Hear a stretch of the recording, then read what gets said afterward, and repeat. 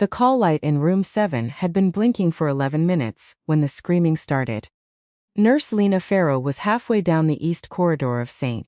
Augustine Medical Center, IV bag in one hand and a patient chart tucked under her arm, when the sound cut through the usual noise of a Tuesday afternoon in the ER. The low hum of monitors, the squeak of rubber soles on linoleum, the muffled P announcements that nobody listened to anymore. One scream, female, cut off too quickly. Then the particular silence that follows something going very wrong. Farrow stopped walking. Not because she was afraid. She stopped because her brain, the part of it that most people at St. Augustine didn't know existed, had already started processing. The scream had come from the direction of the pharmacy dispensary. Ground floor, northwest corner. One controlled access door between the main corridor and the medication vault. Single point of entry. Single point of exit. She knew the layout the way she knew her own hands. Not from years of nursing at this hospital, but from a different kind of training, in a different kind of building, in a country whose name she still didn't say out loud in public. She set the IV bag on the nearest supply cart, tucked the chart beside it, flat and deliberate. Rolled her badge, lanyard twice around her wrist so it wouldn't swing. Then she walked toward the screaming. His name was Derek Malone. She'd learned that later from the incident report. She'd helped fill out in the windowless room behind the security office, sitting across from a detective who kept looking at her like he was trying to solve a different kind of problem. Malone, 43. Prior convictions for aggravated assault and trafficking. Currently out on bail for something his lawyer had managed to reduce to a misdemeanor through a combination of procedural delays and expensive paperwork. He had walked into St. Augustine at 2:17 in the afternoon, wearing a gray hoodie and carrying a backpack that, according to the security footage review, he'd shifted from shoulder to shoulder 6 times in the lobby before heading left instead of right, toward pharmacy instead of registration. He had a plan. It wasn't a good one, but it was a plan, and it had gotten him as far as the pharmacy dispensary window, where he had grabbed a pharmacy technician named Carly through the narrow transaction slot. An act that was physically improbable and yet had happened anyway, in the specific way that desperate people sometimes manage to do things that shouldn't be possible. He had one hand locked around her wrist, and the other pressed against the inside of the plexiglass partition. And he was demanding, loudly, without apparent concern for who heard him, that she open the controlled substances drawer and start filling a bag. Farrow turned the corner and saw all of this in approximately 1 second. She also saw the knife. Fixed blade, 4 inches held low and angled up, the grip tight enough that the tendons in Malone's forearm were visible from 15 feet away. She saw the position of his feet. Wide stance, weight on his back leg. Body angled toward the partition. She saw Carly's face white and frozen. Her free hand pressed flat on the counter behind her, like she was trying to push herself through the wall. She saw the 2 other staff members, pharmacist and a pharmacy assistant, who had backed into the far corner of the dispensary behind the locked interior door, and were doing exactly what they should be doing, which was staying absolutely still and making themselves as small as possible. What she also saw, and what mattered more than almost anything else, no firearm, no backup, no secondary exit strategy. A man running entirely on adrenaline and desperation, which meant he was fast and unpredictable but also already burning through his resource base faster than he knew. She had about 4 minutes before he either got what he wanted or did something he couldn't take back. Farrow walked forward, not fast, not with any particular urgency in her body language. She walked the way she had learned to walk in certain kinds of narrow alleys in certain kinds of cities, with the deliberate, unremarkable rhythm of someone who belonged exactly where they were, who had somewhere specific to be, who was not a threat and did not feel threatened. She had been told once by an instructor whose name she still occasionally thought about, that the most dangerous thing a person could project in a hostile environment was certainty, not aggression. Not fear. Certainty. The body language of someone who had already decided how the next 5 minutes were going to go. She was 15 feet away, then 10, then 8. Malone heard her footsteps and turned his head. "Pharmacies closed," he said. His voice was rough, elevated, running about 15% louder than he probably intended. Stress response. His body was already working against him. "I know," Farrow said. "I'm not here for the pharmacy." She kept walking, stopped at 6 feet, close enough to be in conversation, far enough to be outside the arc of that blade if he swung wide. She had calculated the reach on his arm from the moment she saw him. She was outside it. Barely, but outside it. Back up, he said. The knife hand dropped slightly, redirecting. Classic split attention problem. He was still holding Carly's wrist, still trying to maintain the primary threat. And now he had a new variable. He hadn't planned for standing 6 feet away, in blue scrubs looking at him like he was a patient who'd just tested positive for something manageable. I'm not going to back up, Pharaoh said. But I'm also not going to do anything. I just need you to hear me for about 30 seconds. Lady. 30 seconds. Her voice was the same register it had been when she started talking. Even unhurried, the kind of voice that didn't carry panic in it, because there wasn't any panic to carry. Then I'll leave if you want me to, deal? He stared at her. The knife hand moved again. Not toward her, just repositioning, a nervous habit. And she watched the micro-adjustment in his wrist the way she used to watch tripwires. Talk fast, he said. What Malone didn't know about Lena Farrow could have filled a personnel file that didn't officially exist. He didn't know that she had grown up in Clarksville, Tennessee, the daughter of a career army man, who had raised her on discipline and silence, and the particular kind of love that expresses itself through high standards and early mornings. He didn't know that she had enlisted at 19. Not because she had no other options, but because she had looked at every other option available to her, and found them insufficient. He didn't know about the selection process she had survived, the one that had a dropout rate that hovered just under 80%, and that nobody talked about at parties, or about the 2 years she had spent attached to a Special Forces medical detachment, doing work that existed in the gray space between humanitarian aid and active operations. He didn't know about Kandahar, or about the village in a province that didn't make the news, or about the morning she had applied a tourniquet with one hand, while returning fire with the other in a situation that her after-action report had described. In the restrained language required of such documents, as outside the scope of standard medical protocol. He didn't know she had come to St. Augustine because she was tired, because she had spent 7 years being excellent at something that cost more than she had expected it to cost. And she had sat down one evening in a forward operating base in a country that smelled like diesel and dust, looked at her hands for a long time, and decided she wanted to use them to save people in a way that didn't require her to also be the reason they needed saving. He didn't know any of that.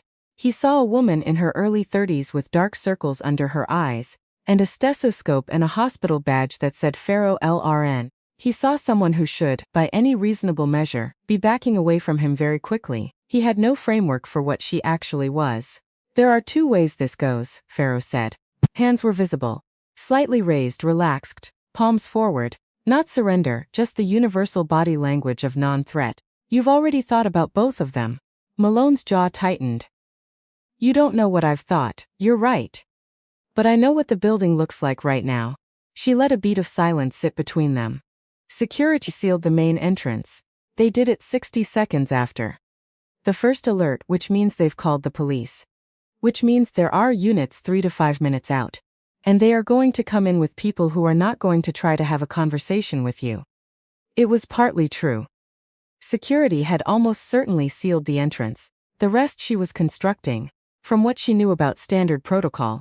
And, more importantly, from what she knew about the arithmetic of how men like Malone processed information under pressure. They filled gaps with the most threatening possibility. She was filling the gaps for him. I will walk you out of here, she said. He laughed, short and contemptuous. Walk me out. Right now. Through the staff exit on the east side. I badge us through. We go down the maintenance corridor, out to the parking structure. 4 minutes, no cameras in the stairwell. She poos us. You leave Carly here, unharmed. And you don't come back. Silence. She could see him doing the math. The hand around Carly's wrist had loosened by perhaps 15%. She could tell from the way Carly's fingers had started to regain some color. Why, Malone said slowly. Would you do that?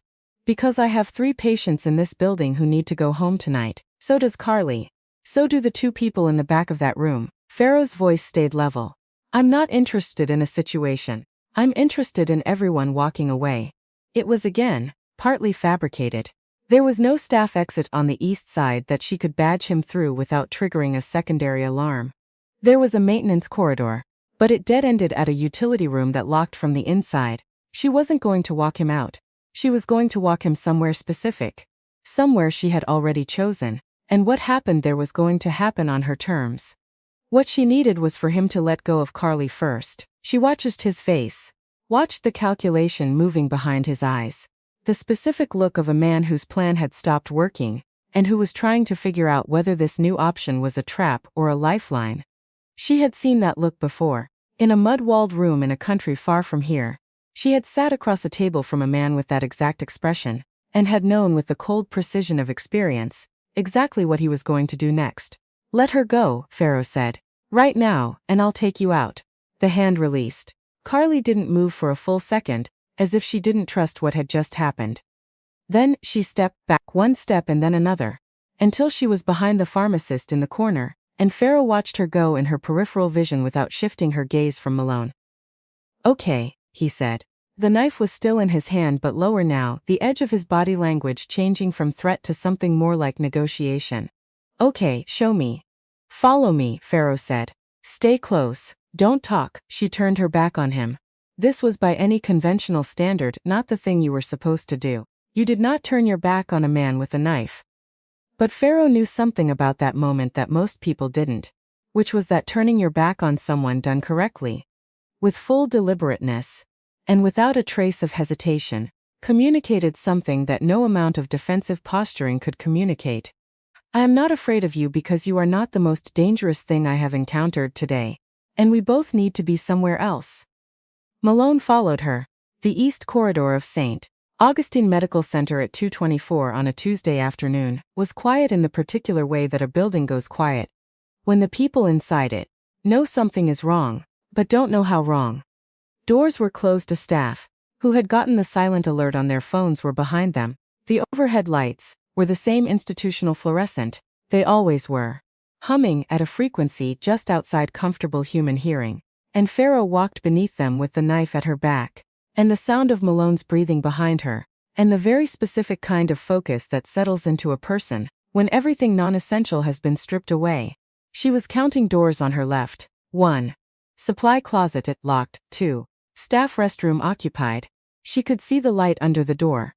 3. The door she wanted. It was labeled Biomedical Engineering. For staff only. And Pharaoh had been authorized for approximately 8 months. Long enough to know that the room behind it was L-shaped, with equipment along the left wall and an open floor space on the right that cleared to about 12 feet, and that the door locked from the inside with a heavy manual latch that could not be opened from outside without a key that only 3 people in the building carried. She badged the reader. The door clicked open. "In here," she said, and stepped through. Malone hesitated in the doorway. A half-second flicker of doubt, and then he came through. The door swung shut behind him. She heard the pneumatic hiss of the seal. She was already turning. What happened next took somewhere between 4 and 6 seconds, depending on whose internal clock you trusted, and no one else was in the room to count what the security footage from the hallway camera showed, and what the detective would review later, with an expression that went through several phases. Pharaoh found interesting was simply that 2 people entered the biomedical engineering room, and approximately 6 seconds later, Pharaoh came back out alone and walked calmly to the nearest nurse's station and picked up the phone. What had actually happened inside those 6 seconds was this. Malone had come through the door and immediately tried to reassert control, because that was what men like Malone did when they felt a situation slipping. They reached for the thing that had been working for them, which in his case was the knife and the body language of someone willing to use it. He brought it up, he came at her. She wasn't where he expected her to be. She had stepped left the moment. The door closed out of his direct sight line, and when he moved toward where she had been, she was already behind his right shoulder. What she did in the next 2 seconds was not something she had learned from a book, or a YouTube video or a self-defense class at a community center. It was something that had been repeated in her body so many times that it had stopped being technique and become reflex. The kind of movement that happens below the level of conscious decision, emerging from the accumulated weight of thousands of hours of practice. In rooms that smelled like sweat and discipline. She controlled the knife hand first. Always the knife hand first. Her right hand came across the inside of his wrist, fingers wrapping and rotating in the direction his joint did not want to go.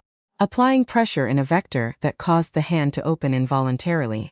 The knife hit the floor. She didn't pick it up. What she did instead was use the momentum of his stumbling forward. Because when your grip fails and your balance goes, stumble forward.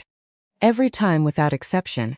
To bring his arm up and behind him in a lock that removed, efficiently and without drama, his ability to do much of anything except go where she directed him. She directed him to the floor, not violently. Not with any more force than the situation required. She put him down with the measured economy of someone who had learned a long time ago. That unnecessary force was a form of sloppiness. And sloppiness had consequences she didn't want to deal with.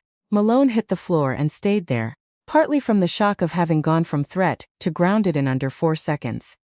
And partly because the arms lock she still had on him communicated very clearly that getting up was going to be a decision he would regret.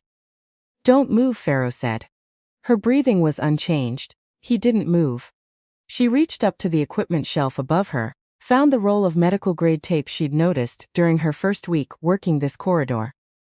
The biomedical team used it to label cables, and secured his wrists behind him with 4 wraps that were more than sufficient and less than cruel. Then she stood up, straightened her scrubs, walked to the door and went to call security. The detective's name was Sergeant Holt. He was 51, methodical, and had the particular energy of someone who had seen most things, and was now encountering a category he didn't have a folder for. He sat across the breakroom table from Farrow, with a legal pad and a coffee going cold beside him, and he asked his questions in the careful, circular way that experienced investigators asked questions when they were trying to figure out where the edges of the story were. "You walked him away from the hostage," Sergeant Holt said. "Yes, and then into the biomedical engineering room." "Yes, and in the biomedical engineering room." He checked his notes. "You restrained him, correct?" He looked up from the pad. "Miss Farrow, he had a knife." "He did," she agreed. "You're a nurse." She looked at him with the same expression she had worn through most of the conversation. Calm, cooperative, undefended. "I am." Sergeant Holt tapped his pen against the pad twice. The sound was very loud in the quiet room. "Where did you learn to do what you did in that room?" Farrow considered the question for a moment, not because she didn't know the answer, but because she was selecting the version of it that was both true and appropriate for a police interview, in a hospital break room in a mid-sized American city on a Tuesday afternoon. "I had some training," she said, "before nursing." The detective looked at her for a long moment. He had the face of someone who understood that he was receiving an edited answer and had decided, for reasons she couldn't fully read, not to push on it. "Some training," he repeated. "Yes." He wrote something on his pad that she didn't try to see. Then he asked a few more questions. Timeline, sequence, whether Malone had said anything specific about his intentions. And she answered them thoroughly and without embellishment. Because thoroughness was what the situation called for, and embellishment was a form of imprecision she had learned to avoid a long time ago.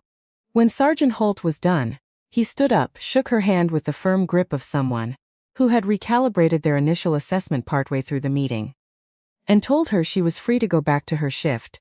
She thanked him. At the door he paused, turned back. "Miss Farrow." She waited. "The pharmacy tech," he said. "Carly, she told us you walked into that situation like you knew exactly what you were doing." He paused. "Like you'd done something like it before." Farrow held his gaze without expression. "I had a patient in room 7 who'd been waiting on a call for almost 15 minutes, she said. I was focused on getting back to him." Sergeant Holt studied her for one more moment. Then he nodded. The single nod of a man who had decided to file something away rather than pursue it, and left. Carly found her at the medication cart outside room 9 40 minutes later, because that was where Farrow was. Not in the break room, not talking to administration, not accepting the various forms of attention that the incident had generated in its wake. She was at the medication cart, checking doses against the order sheet, doing what came next. "Hey," Carly said. She's still pale, with the fragile quality of someone whose adrenaline had burned out and left them standing in the residue. "I just wanted to, I don't really know what to say." Farrow looked up from the order sheet. Carly was 24, maybe 25. She had the kind of face that showed everything it felt, which was either a gift or a liability depending on the day. "You don't have to say anything," Farrow said. "You walked in there." Carly's voice was doing something complicated. He had a knife and you just walked in. I thought you were going to. She stopped. I don't know what I thought. Farrow capped the medication she'd been verifying and set it on the cart. She looked at Carly the way she had looked at a lot of people in a lot of circumstances, fully without flinching, with the particular attention of someone who had learned that people needed to be seen, not processed. You handled it, Farrow said. While it was happening, you stayed calm enough that you didn't make it worse, which is harder than it sounds. That matters. Carly blinked. It was clearly not what she had expected to hear. I didn't do anything. You didn't escalate. You didn't fight him, you waited. Farrow picked up the medication cart handle. That's doing something. She moved down the corridor toward room 9. Behind her, she could hear Carly standing very still for a moment, before her footsteps turned and went the other direction. Room 9 had a 47-year-old post-surgical patient named Mr. Galway who needed his pain medication adjusted, and his dressing checked and a straight answer about when he was going to be cleared to go home. Farrow pushed through the door with the medication in hand, and the incident in the biomedical engineering room, already filed somewhere deep and quiet and sealed. Not forgotten, just stored in the part of her that held the things she didn't need to carry on the surface. Sorry for the wait, she said. Mr. Galway looked up from the television he'd been half watching. Everything okay out there? Heard some kind of commotion earlier. All resolved, Farrow said. She set the medication on the bedside table and reached for his chart. How's the pain level? He told her. She noted it down, checked the dressing, answered his question about discharge with the honest and specific answer that she gave all her patients. Not what they wanted to hear, but what was actually true and what would actually help. And she stayed in that room for 12 minutes, which was 8 minutes longer than the task technically required, because he was anxious and alone. And those 12 minutes cost her nothing she couldn't spare. When she came back out into the corridor, the charge nurse, a veteran named Ellis who had been working this floor for longer than Farrow had been in the army, was waiting by the station with an expression Farrow couldn't immediately classify. Administration wants to talk to you, Ellis said. I know. I'll go at shift end. Ellis studied her for a moment. He was 60 compact with the economical emotional register of someone who had seen a lot and chose carefully what to react to. You all right? Fine, Farrow said. Because what I heard. I'm fine, Ellis. She pulled the next chart from the rack. Who's in 11? She went. The administration meeting lasted 22 minutes. Took place in a conference room, on the 4th floor, with a view of the parking structure, and involved 3 people from hospital leadership, who asked questions with the overlapping energy of people who weren't sure whether to thank her or be concerned about her. She answered their questions the same way she had answered Sergeant Holt's. Clearly, completely, and in the version of the truth that was appropriate for the audience. When they asked how she had known what to do, she said she had assessed the situation and responded to what it called for. When they asked if she'd had any training beyond standard nursing protocols, she said she'd had some additional training in her background. When the director of operations, a woman named Dr. Patricia Huang, who clearly ran the room and asked the sharper questions, leaned forward and said, Lena, off the record, who were you before you came here? Farrow met her eyes and smiled, which was something she didn't do often in professional settings, and said a person who needed a change of pace. Dr. Huang looked at her for a long moment, then she said, Well, we're glad you're here. And that was the end of it. The shift ended at 7:15, 20 minutes late because of the charting that the afternoon's events had generated, and because room 14 had needed an unexpected intervention that had nothing to with hostage situations and everything to do with a medication interaction that nobody had caught on morning rounds. Farrow caught it. She always caught those things, the quiet emergencies that didn't announce themselves, with screaming. The slow-moving crises hiding in normal-looking numbers. It was the part of nursing that she had discovered she was made for, in a way she hadn't expected when she'd first made the transition. This particular kind of vigilance, the scanning and cataloging and pattern recognition that her previous life had installed in her, and that it turned out had medical applications. Nobody had advertised. She changed out of her scrubs in the locker room, which was empty except for the sound of a locker door swinging somewhere in the back, put on the civilian clothes she'd driven in with that morning, stood at the sink for a moment looking at her hands under the fluorescent light, They were still hands. They had done what they had always done. Stabilized, assessed, resolved. The instrument was the same.